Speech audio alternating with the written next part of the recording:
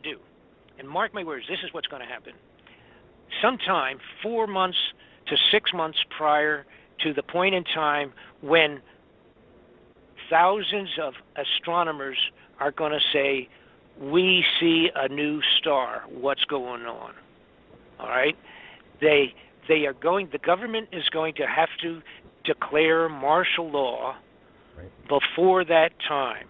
Right. All right? And now they're going to know, because they know, and they have infrared telescopes. They got satellites that they've already sent out years ago that are way out there, already taking some great pictures of it. It's what most of these missions are for. Absolutely, and the missions. And I got news. For every mission you know about, there's 10 that you'll never heard about and will never hear about. Okay, trust me on that one. So, and most of the time when they talk about having weapons, talk about we're working on a new this or working on a new that. We already have had it for 15 years and have been using it when they come out and say we're starting to look at it. Okay, and that's a reality. So get back to Nibiru and Uncle Sam. They're going to do a declaration of a national emergency qualifying for martial law in the United States. They have written in their own paperwork many years ago, whenever this situation was to arise, but I mean this situation, a situation where it was needed to have martial law, that it would have to be presented to the people in a manner such that they feared for their very existence, so that the government will more easily than not, have martial law accepted in our backyard. The American people would have to think that they are going to die, okay, if the martial law is not declared.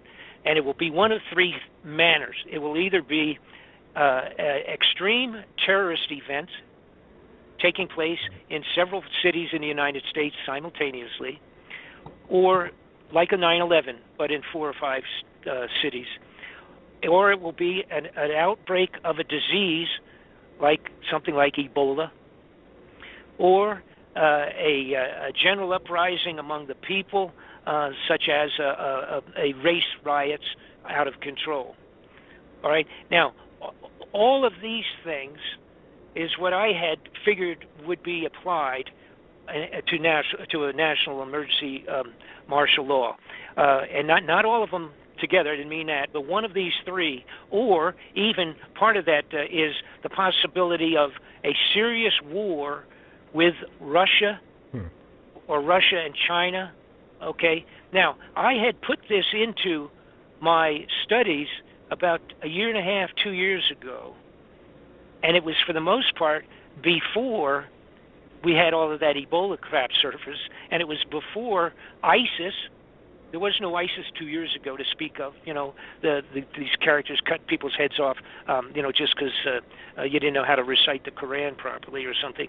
Those guys, all right. That's the big terrorist group that, for the most part, didn't even exist 2 years ago, 1.5 years ago, so to speak. The Ebola, it did exist, obviously, but it wasn't. A couple of people died in America with it. They kind of tested the water with that one to see how people would react.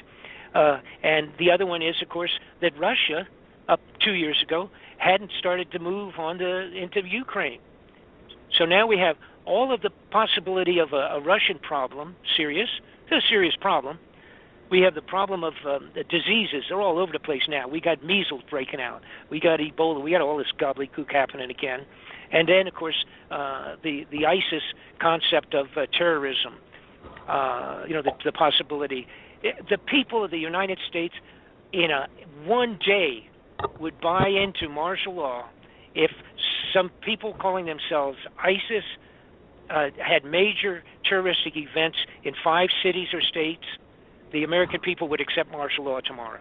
Yeah, Bob, but this is the problem I have with that, is because that may be all true, but when the shit hits the fan and this thing passes, we're going to realize that our government was lying all this time. Are they going to be able to keep our loyalty? Right. Well, now let me explain to you why that doesn't even. Don't even consider that. It doesn't even make any difference, because here's where they are at. All right. They've been building and getting ready with our money. They've stolen all this money right out of our pockets. all right? When's the last time you think they even spent $1 to fix one bridge in the United States of America? The entire infrastructure, bridge, water ducts, water plants, generators, wire systems, all of that, every one of them in the United States of America are on the borderline of being condemned. That's how lousy they are. We're talking God knows how many, 500,000 bridges, for crying out loud. They have not spent a penny. That money went into their underground facilities. The foodstuffs was bought with our money. The tunnels were built with our money. All of that has been done secretly to prepare for locations for a limited number of people at the highest level to get out of town and get underground, period. When they close those doors to these facilities underground in the side of the mountains, martial law will already be in effect. The only people up there handling it are also being thrown to the wolves because the people handling a completely rioting civilization on the top of the ground with this stuff taking place, they don't care. There's no more allegiance. They don't care whether you like it or not. Well, how are they going to roll over? Excuse me? How are they going to roll over us after all this happens when the soldiers aren't going to fight for them because they're going to see that they were lied to? Right. At some point in time, there's going to be that realization. Right. Now, by the way, and let me point this out because this is a big part of it. The amount of militarization of the police forces in the United States is totally beyond the dictatorial level already today as we speak. They have been training in a military direction since at least 1995 when I first saw grenade launchers, gas masks, tanks, troop carriers, 50 caliber machine guns, and full automatics being delivered to the police stations around the entire nation of the world. I mean, every state in the nation here. All right? And that started in the 90s. They have these programs where they actually will give a police station and a sheriff's department grenade launchers and all these things that I'm talking about, 50 calibers, riot-controlled tanks and machine guns, a 50 caliber machine gun, full automatics, and all this kind of stuff into these police forces. They've been doing it since 1994 that I know of. As of today, I have the amount of money, and by the way, that's in the DVD too. I have pictures of the sheriffs taking delivery on this stuff. I have the amount of money that's been spent. Why is the Forestry Service getting millions of dollars of full automatic weapons and riot control gear? Why is the IRS ordering thousands of bullets and thousands of machine guns under the banner of the IRS? Why is the Social Security system have purchase orders for the same kind of stuff? These are actually false billings in some cases, to where they're just saying that it's going to the Social Security. So what's the Social Security doing with machine guns? All right?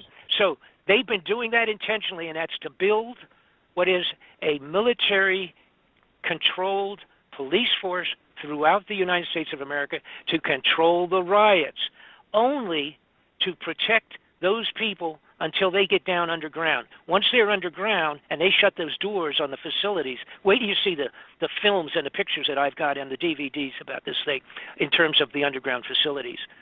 The doors are constructed so that if an atomic bomb went off up on the top level, it won't even affect their doors. Nobody's going to be able to get any place. Then when we travel through, when we have Noah's floods and we have all the electrical power off, think about that one. I mean, that's something else too. The electricity gone, period. The entire globe, all the power off. All the satellites completely down 20 days before it even gets close. Just the effect on it. The satellites will be gone, done, finished, terminated. No more banking, no nothing. If you got any money any place, and it won't make any difference. What you're going to need is a place to hide and some food and weapons to protect your family. Right, and any other money you have backed up, you just put it in gold, bury it. Maybe. Food is going to be more valuable than gold. Right. But if you have like $1 million or something, then you just then you buy what you need in food and seeds and weapons and shelter and all that other good stuff, and the remainder. You better buy it. You better do some good timing on it. I would say one thing: if they move on if it even appears that there's things developing that might be used as an excuse for martial law, people better really start paying attention before it happens. Okay, now here's the back end of it. How bad is it going to be when this thing comes around? Well, the potentials are really frightening. One thing, of course, is like we talk about the Noah's floods type of a situation. It's not going to be that bad this time. Yeah, and that will happen from two things. One is the gravitational effect. People, again, it's a little thing that we don't think about, unless you're still in school, so to speak. But the moon is what moves. The little moon, this little non-entity out here, so to speak. That's what moves our tides in and out every day. Just the gravity of that, and the sun. You kind of play in tennis with the water, so to speak, pulling it out, dragging it back, pulling it out, dragging it back. And that's only a third of the size of the planet. And it's nothing, in reality. All right, this thing coming by, and by the way, coming pretty fast too. And made of iron, strong magnetic field. Potentially made of iron. The gravitational effect would just yank the waters right out of the seabeds. And you got to remember, the Earth's. How fast do you think the Earth revolves on its axis? Very fast, about 800 miles per hour, and centrifugal force. It's actually about 1,000 miles an hour. Right, and the centrifugal force will cause all that water to go on all the coastlines. Well, yeah. The problem is so that's one problem. Then the next problem we talked about, with the Earth potentially passing through the tail of this thing, that would be the tail basically coming behind it. I don't know how long it would be, but that could be really long. But as long as it's going fast, really quick, that's good for us, so to speak, on one hand. But the tail would be the width, approximately, of the planet itself, all right, in terms of the width of the tail. And then it would diminish off from there. So depending on how quick or how soon the Earth would pass that 1 hour to go through that tail, depending on whether it's real close after the passing, going behind the sun, or if it's X numbers of time, hours after it's passed, that will have to do with how thick or how profuse the junk is going to be, because it will diminish the farther away it is from the body of the Nibiru. But you potentially have that storm of asteroids, meteor storms, or whatever you want to call it. The storm we would go through once and then go through the second time. It's going to be terrible. We witnessed a couple of years ago that tsunami that hit Japan and hit. That's what I was going to ask. What about the effects on the nuclear power plants and stuff like that? That's another point. And by the way, I also covered that in the DVD. I really got the waterfront covered with this report. But in terms of the tsunami, all right, that tsunami that we witnessed, which was mind-boggling to us in modern times, because we are able to watch it in real time, being transmitted up and back to our television. Right. And we watched that tsunami where the water just came and just kept coming, and it was like it was like a bulldozer, a liquid bulldozer, 1,000 miles long, and it just came right in and kept going and just wiped out entire giant buildings and communities and everything, and it just kept going like it wasn't even there. Turned everything into floating debris. Floated 500,000 vehicles, for crying out loud. I mean, it was mind-boggling. Now, that came from the middle of the ocean, pretty much, that far away, way out in the ocean. And it was a little, tiny earthquake hiccup. That's all it was. It was compared to a big one, okay? A giant one. It was just a kaboom and a collapse of a couple of miles underneath in the seabed, causing a big wave to start. And that's the tsunami. And it goes out 360 degrees from wherever that took place, travels at 500 miles an hour is like an average. 500-mile-an-hour wave, and it gets bigger and bigger and bigger as it gets close to the shoreline, and, of course, just builds on itself. All right? Now, that was a single hiccup, but it wasn't a gigantic earthquake. All right, I don't remember what it was, but it may have been a 5 or 7 or something like that. All right, which in downtown Los Angeles would be bad, but not in the middle of the ocean. But that tsunami did what it did. Now, the possibility of multitudes of meteorites or asteroid junk, space junk, the size of a school bus, hitting into all of the oceans, not counting the fact that you might get a couple of them in New York City or Los Angeles or wherever, any place on the globe. And that even, the worst of it relates to where the frontal part, the worst part is probably going to be the front of the planet Earth when it goes through this tail of all this junk. Now, again, thinking in terms of it spinning at 1,000 miles an hour, and it will take about 1 hour for it to pass through it, the front will be changing, revolving, such that for that entire hour will be at least 1,000-mile front at any time going through all the space junk. If that made any sense to you, it'd be again revolve. Yeah, right. The atmosphere at that point in time will be much more thin. Yeah, so if you could take a marker and draw a line from the North Pole to the South Pole and held on to the Earth so it didn't move and pushed it through this mess for an hour, now you do the same thing and draw that line marker and have it spinning 1,000 miles an hour. In the 1 hour it will take from beginning to exiting the junk path, the tail of this thing, you will have had 1,000 miles exposed one time, and then 1,000 miles exposed as the frontal part of this thing the second time. And then, of course, everything behind it, it's hard to analyze what that would be. The mathematics on that is over my head. But, so what else do we have? So we got junk coming in. We have the gravitational effect on the water. We have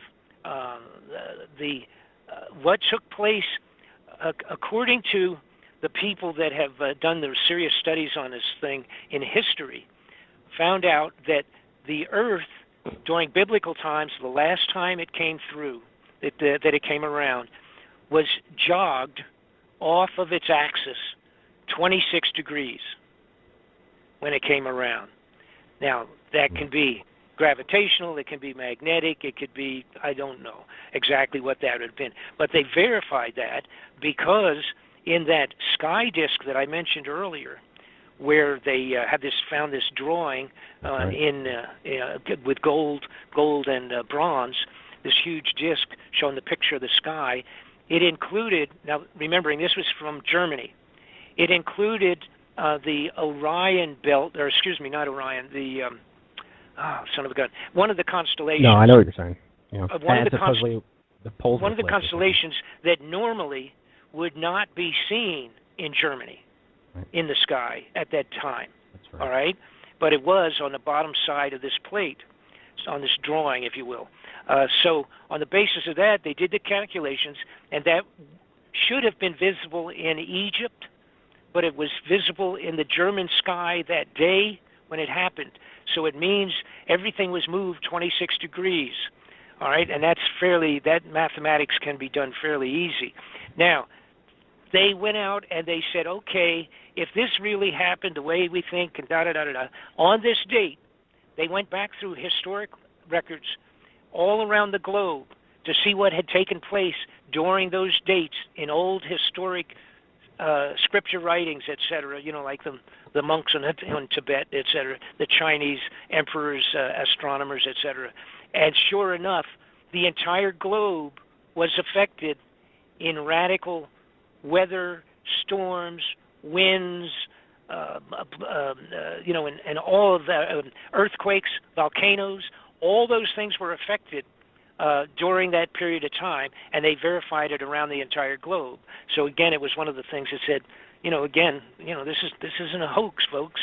This is what happened. So, do you have any questions? Oh yeah, a ton of questions. Well, no, come up with one of them. Yeah, I'm going to get a drink of water. Okay. I'm drinking my water. Come up with a question. Sure. Okay. Absolutely. I've been writing them down as we've been going along. So I mean, some people claim, and I don't want to take this too far out there because I know a lot of people who this is new to, we've already pushed them the limits as it is. No question. Right, but the Anunnaki, supposedly, the link to them, exactly. Okay, that's a part of the first question. I guess, do these Anunnaki live on that planet? Do they come and visit here as the planet's passing by? Are some of them, or a good majority of them, going to leave as this 10th planet passes by, maybe 20 or 30 years from now, when it's way far out there?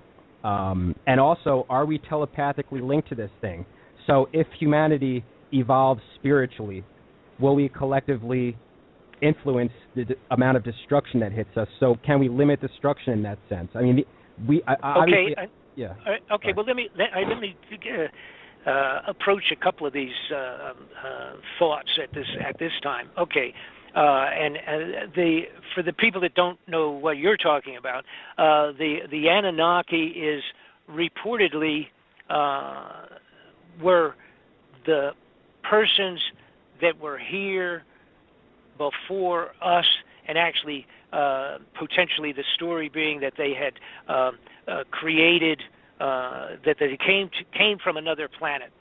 All right, back whatever period of time it would have been, and that they would have been some of the first visitors from outer space, and that literally created many of the basically created human beings to work under their command to do mining, on the globe, on the globe of Earth, so that they could take gold back to their planet.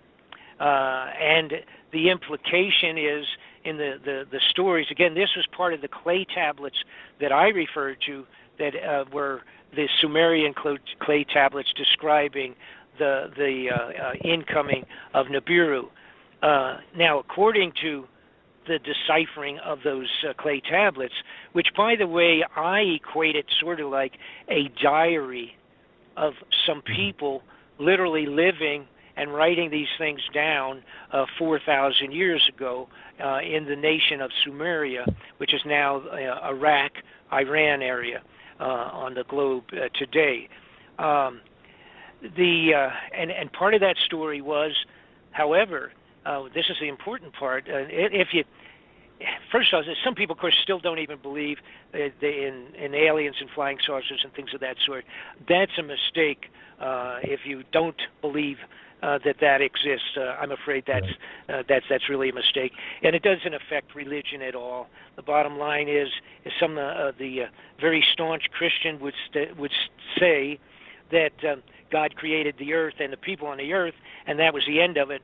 But see, that would shortchange my God, because why would he just take out of all of the unbelievable creation of the universe, of the whole thing, why would he just select one lousy little planet that's over here as his only location to put living beings? That doesn't make sense, even religiously, actually, if you apply common sense to your religion also. Oh, UFOs and aliens no doubt exist. I mean, but what exactly are they? I mean, because... Oh, yeah, right. And of course... They could be demonic beings for all we know. Well, and I would think, using good and evil as, black and white, left and right, being good over here and evil here, and we all pretty much know the difference between it. You can't say that you don't. I think the problem, and it remains to be seen, myself, I absolutely believe in alien life. I absolutely believe aliens exist on the face of the earth. Mm-hmm. I believe that aliens are working hand in hand with people at high levels of governments on the globe. I believe aliens affected Adolf Hitler, and that's a little spooky, because that would indicate, from our point of view, that they were giving a helping hand to the evil side.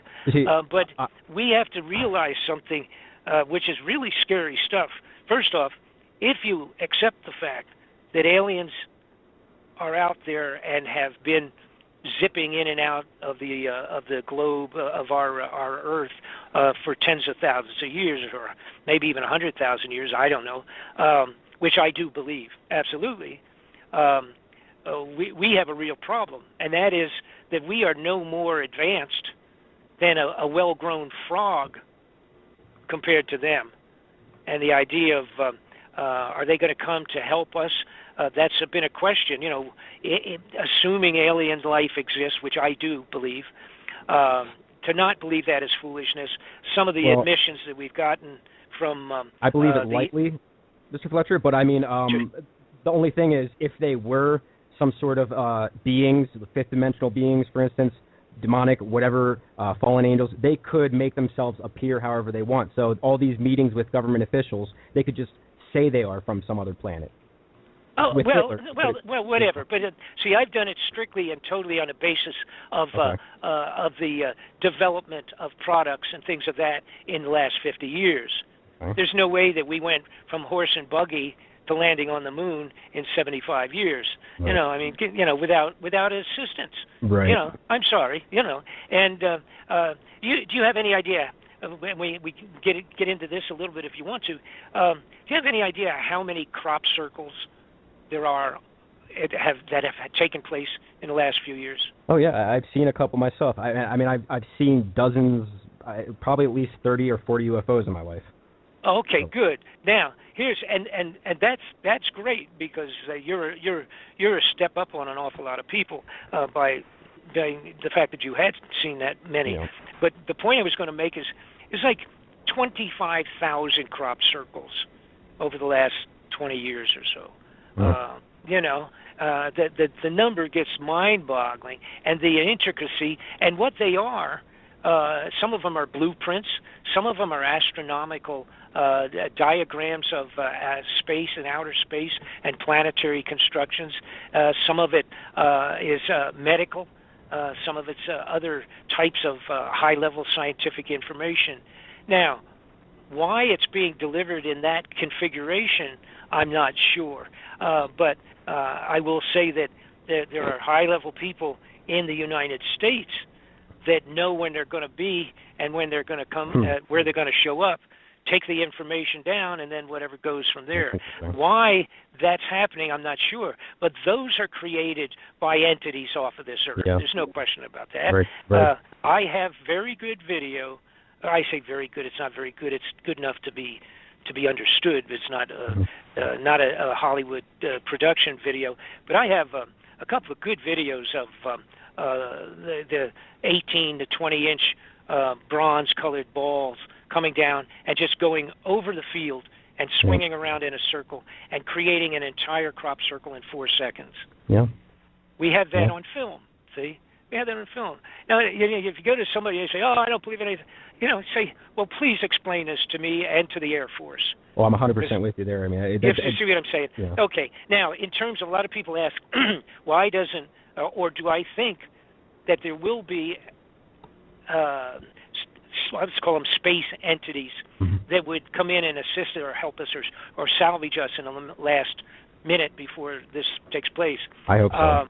Apparently, they did not back during the time of the Sumerians, because the way the writings go in these clay tablets, the beings that they called Anunnaki, all right, those guys got back in their spaceships and left when they knew it was headed in.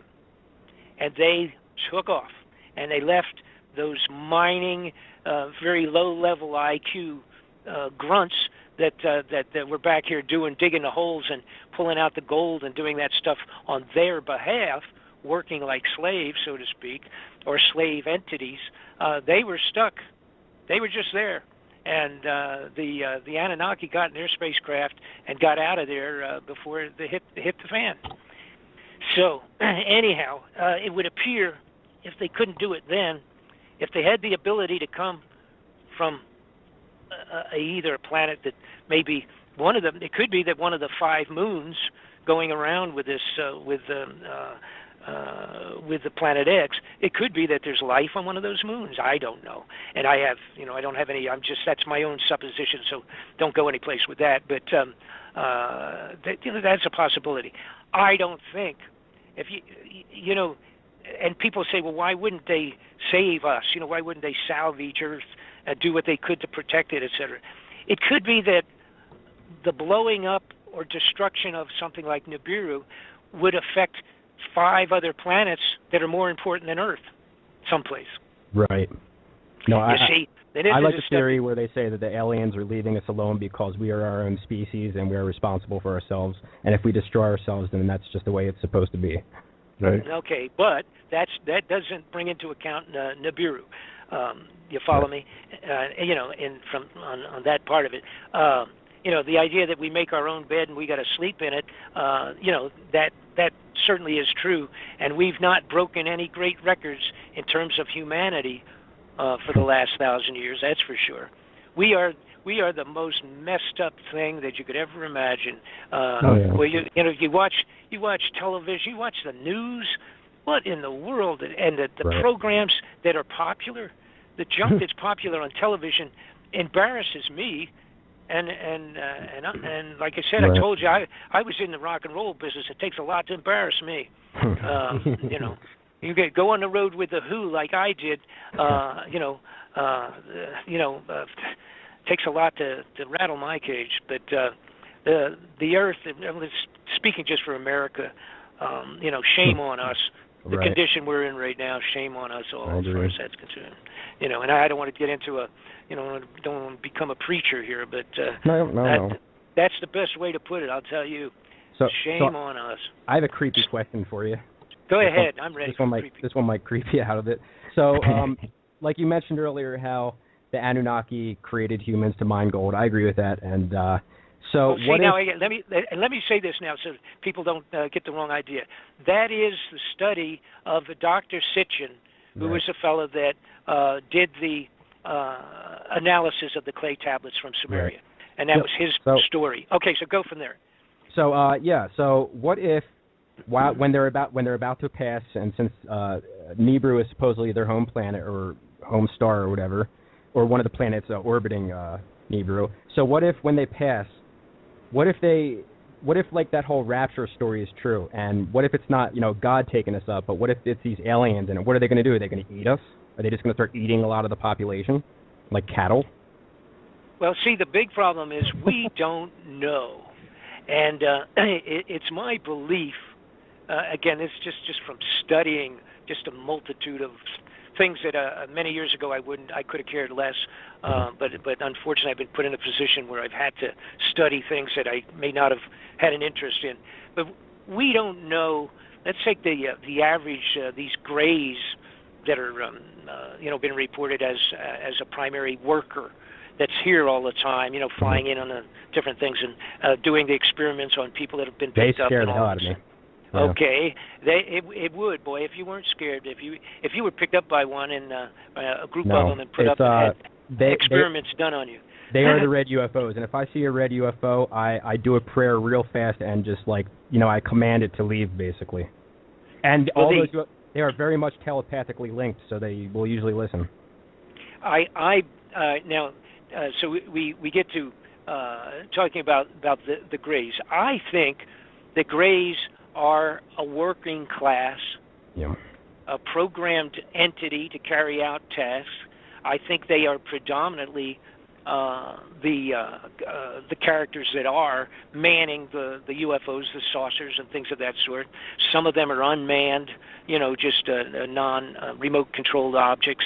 Some of them are controlled, like I say, a saucer, like the ones that crashed in Roswell, and it was 2 or 3 of them that crashed there, according to FBI papers that I have from from Hoover, FBI Director Hoover at that time. Anyhow, I think they are just a working class, sort of a robot, if you will, and they carry out what they're supposed to, and that there is other thinking entities above them that would control them, and et cetera, et cetera. According to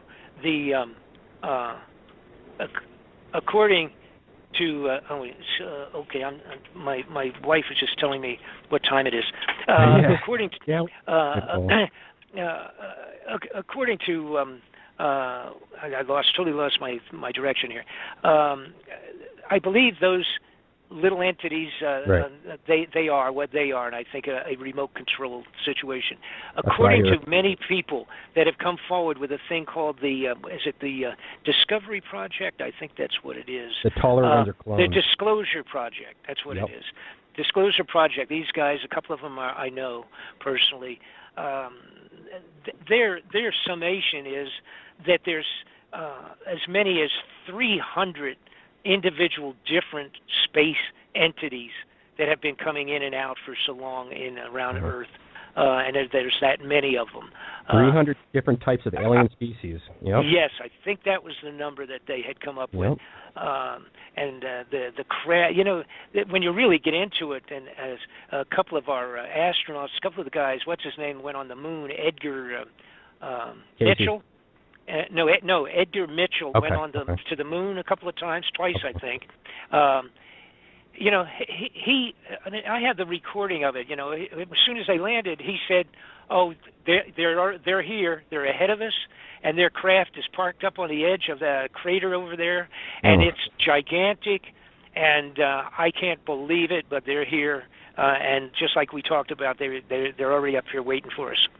And you go to the fellow that was in charge of Skunk Works operations that created all our spacecraft designs and all of that. Just before he died, he said, "We have been flying, we have had the capability to go to the outer planets and fly around the planets for years and years." And he says, it's never going to be made public, but we've been doing it for years and years.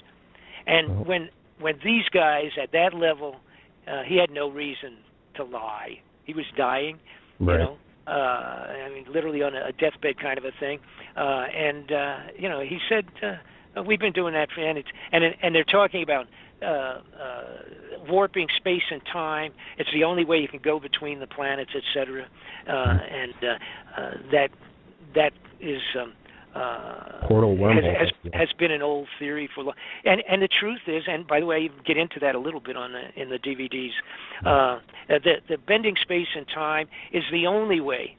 You can literally end up going forward in time, back in time.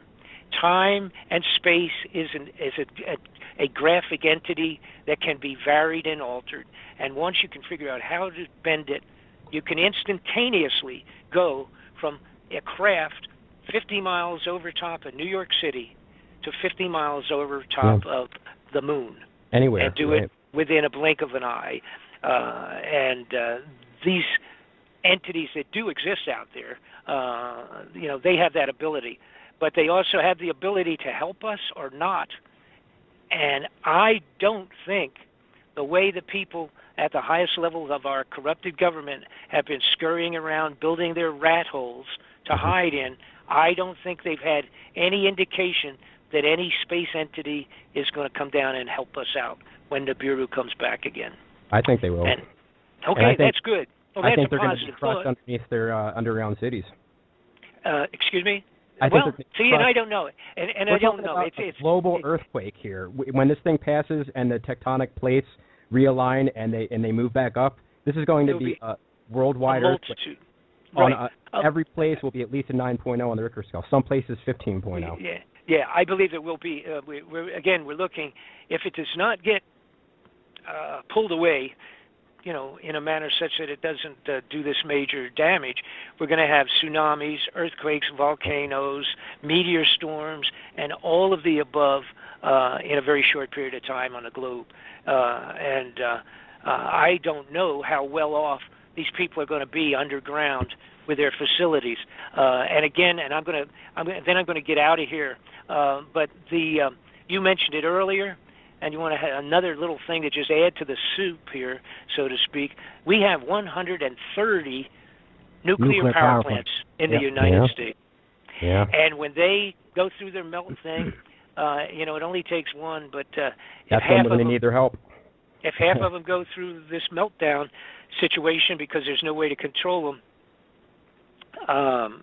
so you're talking 100 years before the general area, any one of those is even livable again. Yeah, and if all of them go off, you can forget about it. So we're definitely going to need their help. So the whole thing Yeah, I'll tell you one thing: there will be a lot of people praying that never believed in God. Yep, that's for sure. Absolutely. Well, that's another thing. Like Revelations, it mentions Jesus will come in the sky as a thief in the night and all that stuff. But I believe a lot of that stuff is just symbolism for Nibiru. And when people see Nibiru and they see all this destruction, they're going to realize that a lot of what they learned in the Bible was symbolism and that the government was lying to. I don't think anybody's going to trust the government, especially the people who work under them in the military. The military people that they have trying to protect them as bodyguards. They're going to turn on them, I think. They're not going to know when the martial law is declared. Basically, they'll just go in. That's total militarily controlled every street corner, so to speak. Right. But they're not going to know. They're going to be convinced it's because of terrorism or Ebola disease or this thing or that thing. They're not going to be told what it is. By the time that's again, I'm going to say 4 to 6 months ahead of the first sightings. See, then when the sightings take place, the bad guys, they're already going to be down their hideouts, and they don't care what goes on. They're just going to lock the doors and start eating their dry foods. True. And they're going to be praying that some of them come through it.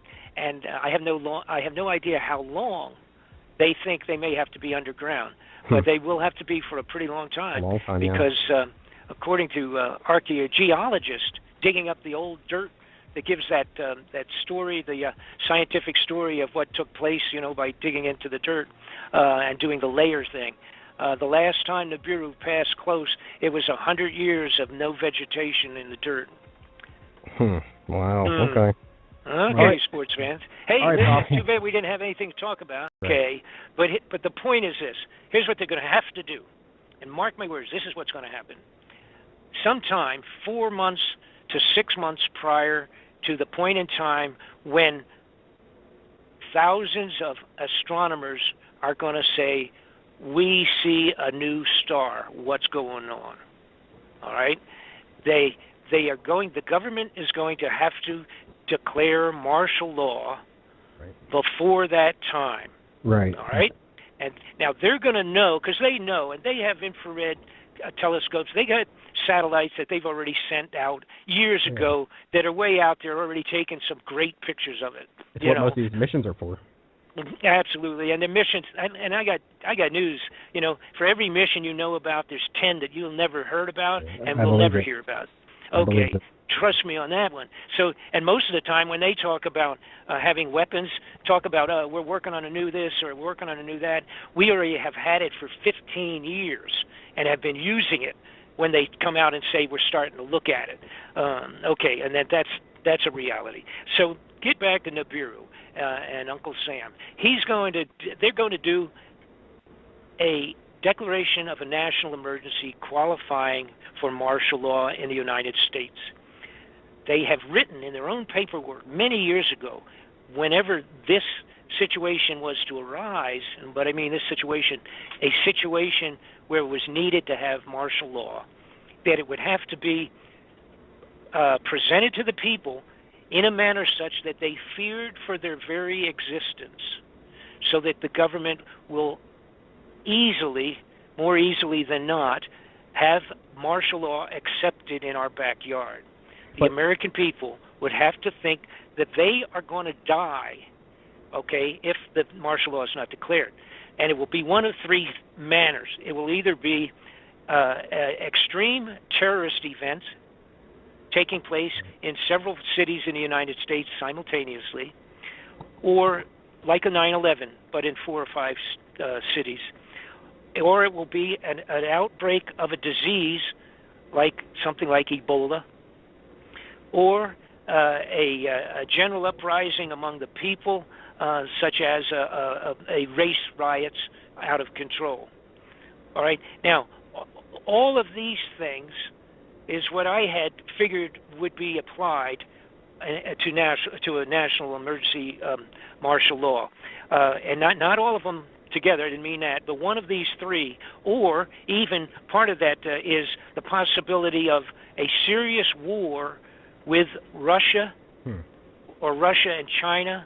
Okay. Now, I had put this into my studies about 1.5 years, 2 years ago, and it was for the most part before we had all of that Ebola crap surface, and it was before ISIS. There was no ISIS 2 years ago to speak of. These characters cut people's heads off, just because you didn't know how to recite the Quran properly or something. Those guys, all right, that's the big terrorist group that for the most part didn't even exist 2 years ago, year and a half ago, so to speak. The Ebola, it did exist, obviously, but it wasn't, a couple of people died in America with it. They kind of tested the water with that one to see how people would react. And the other one is, of course, that Russia, up 2 years ago, hadn't started to move into Ukraine. So now we have all of the possibility of a Russian problem, serious. It's a serious problem. We have the problem of the diseases. They're all over the place now. We got measles breaking out. We got Ebola. We got all this gobbledygook happening again. And then, of course, the ISIS concept of terrorism, the possibility. The people of the United States in one day would buy into martial law if some people calling themselves ISIS had major terroristic events in 5 cities or states. The American people would accept martial law tomorrow. Yeah, Bob, but this is the problem I have with that, is because that may be all true, but when the shit hits the fan and this thing passes, we're going to realize that our government was lying all this time. Are they going to be able to keep our loyalty? Right. Well, now let me explain to you why that doesn't even, don't even consider that. It doesn't even make any difference, because here's where they are at. All right, they've been building and getting ready with our money. They've stolen all this money right out of our pockets. All right. When's the last time you think they even spent $1 to fix one bridge in the United States of America? The entire infrastructure, bridge, water ducts, water plants, generators, wire systems, all of that. Every one of them in the United States of America are on the borderline of being condemned.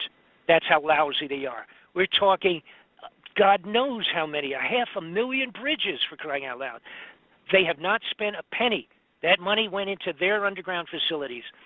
The foodstuffs was bought with our money. The tunnels were built with our money. All of that has been done secretly to prepare for locations for a limited number of people at the highest level to get out of town and get underground, period. When they close those doors to these facilities underground in the side of the mountains, martial law will already be in effect.